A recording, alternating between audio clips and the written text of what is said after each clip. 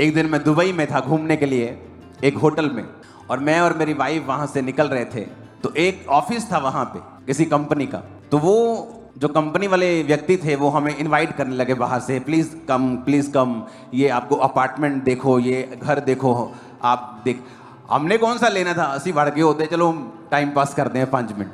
हाँ कितने आ वो कितने है, हाँ ये ऐसा है ये ऐसा है, आप यहाँ पे लेंगे तो आपको फ़ायदा होगा। मैं कहा हाँ ठीक है। कहती आपने देखना है। मैंने कहा कहाँ जाना पड़ेगा।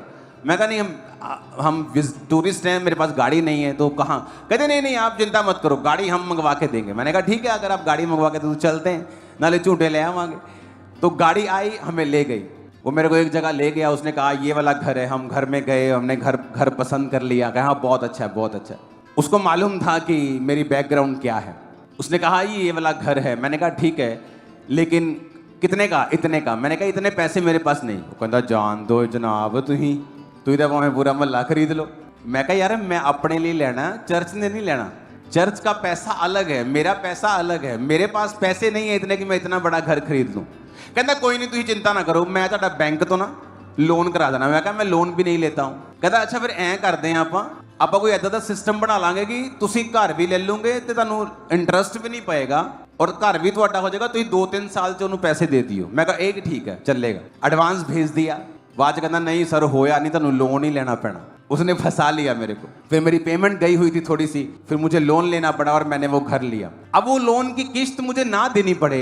देखो परमेश्वर ने क्या किया। एक समय आया, परमेश्वर ने जो घर मैंने लिया था लोन के ऊपर थोड़ा सा पैसा देके, उसकी वैल्यू को परमेश्वर ने दुबई में बढ़ा दिया। वो दुबई में है घर। देखो क्या हुआ, दुबई में उसकी वैल्यू बढ़ गई। जब वैल्यू बढ़ गई तो मैंने अपनी टीम को कहा कि मैं जो किस्त देता हूं ना घर की लोन की, मुझे नहीं देनी। मैं लोन पे बिलीव नहीं करता हूं, कुछ सिस्टम बनाओ।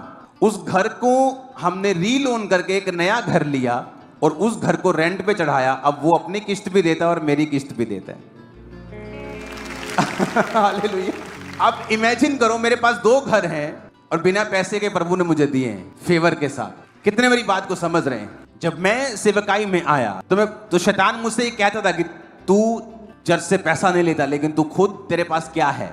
चर्च तो तूने खड़ा कर दिया इतना बड़ा, 100 एकड़ में चर्च खड़ा कर दिया, लेकिन तेरे पास क्या है। तू अपना बिजनेस छोड़ के आया, तू 25-30 लाख महीना कमाता, तेरे पास क्या है। लेकिन मैं सेवकाई में लगा रहा, क्योंकि चर्च से मैंने घर नहीं बनाया, चर्च के पैसों से उसका फायदा नहीं उठाया। और हम हैरान होते हैं कि जब आप वचन के ऊपर चलना शुरू करते हैं, आपको लोगों के पैसों की जरूरत नहीं, खुदा ऐसी घटनाएं करेगा, आपको बढ़ा देगा। किसने किया? परमेश्वर ने। कहता मैं योजनाएं बनाऊंगा, तुम्हें ब्लेस किस तरह से करना है। तुम्हें चोरी करने की जरूरत नहीं, डाका मारने की जरूरत नहीं, लोगों के हाथों की ओर देखने की जरूरत नहीं। परमेश्वर फिर आपका इंतजाम करता है और वो आपको प्लान करता है किस तरह से आप बढ़ें, किस तरह से आप आशीषित हों। आज भी मेरा टाइथ अलग रखता हूं, अपने पैसे वाले बक्से में डालता तक नहीं हूं, या अगर बैंक गए हैं तो डालता तक नहीं, उन्हें अलग कर देता हूं उसी दिन, और वो अलग जगह होते हैं। जब घर रिश्तेदार आए थे तो उन्होंने कहा था ये पैसा कौन सा है, ये कुछ लाख। मैंने कहा ये परमेश्वर का है, बीज डालता हूं मैं, तुम ले जाना चाहते हो ले जाओ, खुदा का है, वो अपने आप वापस ले लेगा तुमसे। उनको समझ नहीं आ रही थी कि क्या करें। अब आज लोगों को परमेश्वर के वचन से वफादारी करना नहीं आता है। अगर वो वफादारी करते तो आप ये भूल जाओ, आपका रेगुलर वर्क आपको अमीर कर देगा, आपकी सेवकाई आपको अमीर कर देगी। ऐसा नहीं होगा। अमीर करेगा परमेश्वर के वचन पे चलना, और फिर वो घटनाएं करेगा, फिर वो ऐसी घटनाएं करेगा, ऐसी चीजें करेगा कि एक तरह का जबरदस्ती परमेश्वर ने मुझे वो घर दिए, जबरदस्ती, फोर्सफुली, ना करते करते करते, डाउट में रह के भी खुदा ने मुझे दिए। और हमें ये बात समझनी होगी कि हम अपनी रेगुलर काम से अमीर नहीं हो पाएंगे, ब्लेस नहीं हो पाएंगे। हमें परमेश्वर के किसी स्पेशल हाथ की जरूरत होगी जो हमें ब्लेस करे। जो कुछ मैंने परमेश्वर के लिए छोड़ा, अपने बिजनेस को छोड़ा, और मैं आपको बता देना चाहता हूं, जिस दिन पहले दिन मैं चर्च गया हूं, मेरी मंथली जो मेरी पॉकेट मनी होती थी वो 3500 रुपया थी 2004 में। और मुझे आज भी याद है कि 700 साढ़े 700 रुपया मैं परमेश्वर के लिए निकालता था। और जब भी मैंने अपने पास्टर के पास जाना, मैंने उसके हाथ में वो पकड़ाता था कि ये मेरा टाइथ है। टाइथ ही बोलते थे उसको, चाहे वो 20% था। और तब से ऐसी बरकत जो मेरे जीवन में रही है, आप लोग जानते हैं। 7 सालों में 8 चर्चेस बदलनी पड़ी थी, क्योंकि जिस चर्च को लेते थे जो जगह होती थी वो भर जाती थी। अब करें क्या? जो जगह ले वो भर रही, जो जगह ले वो भर रही। खुदा ने कहा मैं इतनी बरकत दूंगा, रखने की जगह नहीं होगी। कितने इन बातों को समझ रहे हैं? वचन पे आपको खड़े होना होगा। कब से मैं टाइट दे रहा हूं? 2004 में। और मेरी पर्सनल लाइफ में कुछ ब्लेसिंग्स कब आई हैं? अब 2022 में, 21 में। हालेलुया। वचन को पर्सनल बनाओ, इस पे खड़े हो जाओ, इसको व्यक्तिगत करो, इस पर अपना घर बनाओ, इस पर खड़े हो जाओ। मैं आपको दावा देता हूं, आप नुकसान में नहीं रहोगे, फायदे में रहोगे। और इस वजह से कि आप टाइडर्स हैं, परमेश्वर योजना बनाएगा।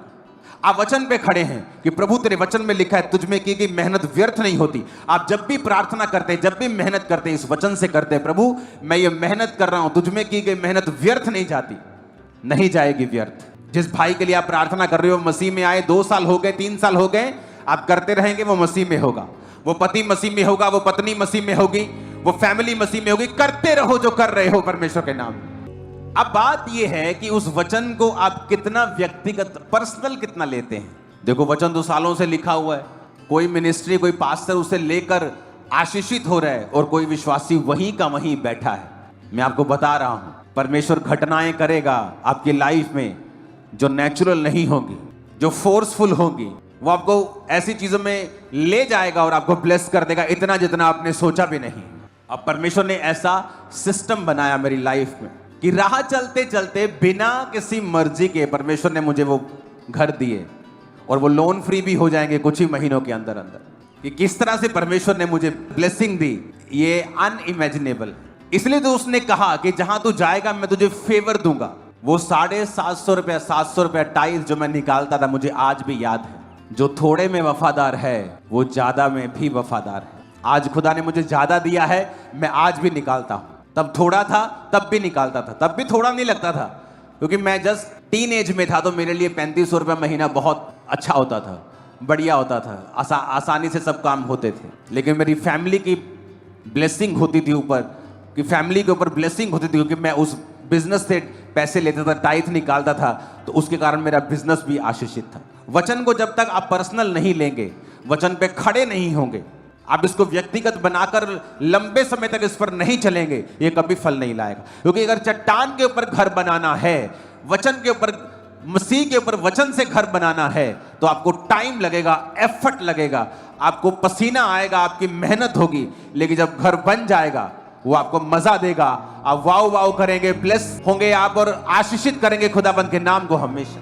आज से प्रार्थना करना कि जो दुख, संकट, फूड के ऊपर, इकोनॉमी के ऊपर, बहुत से देशों के ऊपर आने वाले हैं, परमेश्वर दया करे।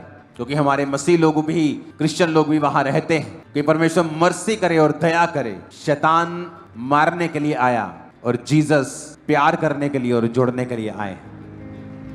आमीन।